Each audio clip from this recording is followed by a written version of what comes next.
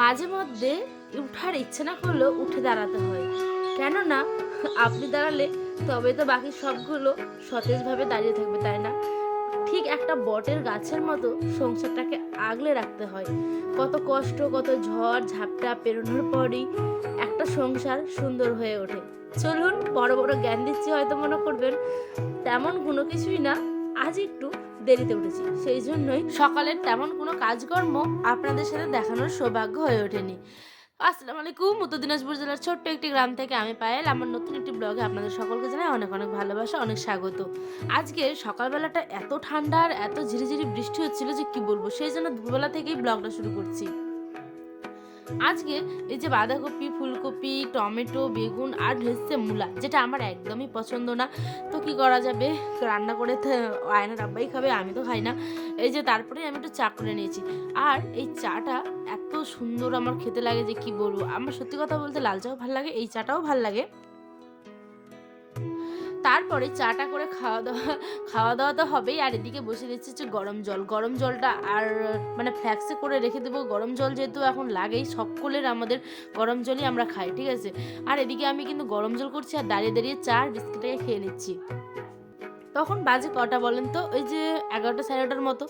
আর এই যে রান্না বসিয়ে দিয়েছি, ডাল করব। আর যেহেতু বৃহস্পতিবার আমাদের রাতে হাট, মানে আমাদের এখানে আর কি হাট বসে, রাত্রে তো কিছু না কিছু একটা করতে হবে, মাছ বা মাংস কিছু আনারা বা আনবেই, সেই জন্য আমি এখানে ডাল করে নিয়েছি আর করে নেব হচ্ছে ফুলকপি আলুর ভাজা। তো ওই জন্য এখানে পেঁয়াজ, কাঁচা লঙ্কা, তেজপাতা, সম্বাস দিলাম। আর কি বলে ওটা, পাঁচফোড়ন ছিল কিন্তু দিইনি, যেহেতু এমনি ইচ্ছে হলো করার, সেই জন্য। তো ওই যে এগুলোকে ভাজাভাজি করে নিচ্ছি। আর তারপরে ডালটাকে, ওই যে একটা ডালুনি মানে ডালঘাটা বলি আর কি আমরা, ফিরকি, তো ওটা দিয়ে আর কি ভালোভাবে করে ভেঙে নিলাম। এখন ওটাকে দিয়ে দিলাম আর কি ফোড়নের মধ্যে ডালটাকে।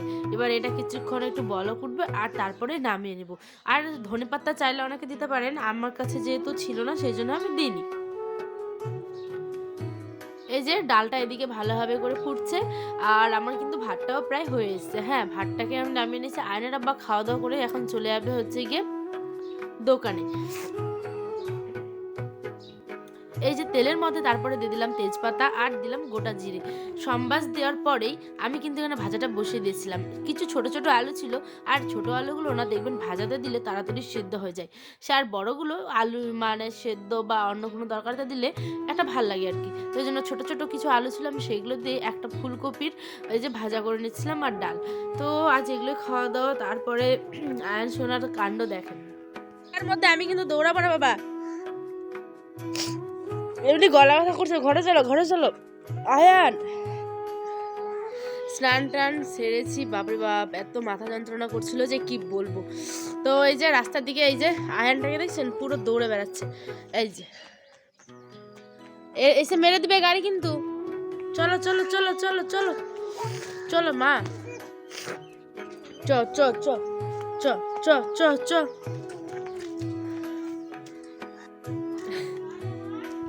আয়ান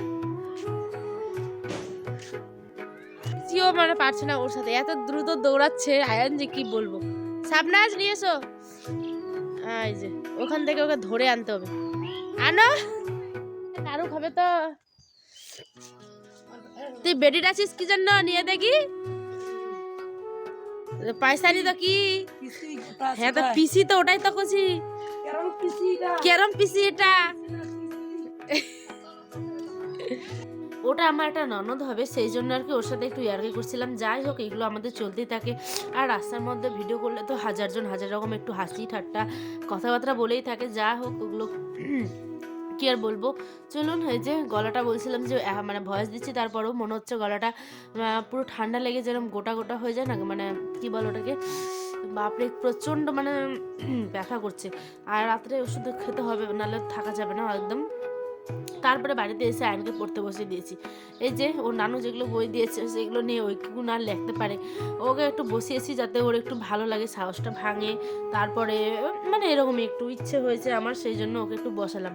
চলুন, বাচ্চাটাকে যা হয় আর কি, একটু আনন্দ পাচ্ছে। ওই আবার লিখছে, ওই যে যত মানে গিজিবিজি করা যায় আর কি, তাদের তো ওটাই আর কি। হ্যাঁ, আজ একটা ছোট্ট ব্লগ আপনাদের সাথে শেয়ার করলাম। সারাদিনে তেমন কোনো কাজকর্ম করিনি, শুধুমাত্র ঢাকার মধ্যে আছি।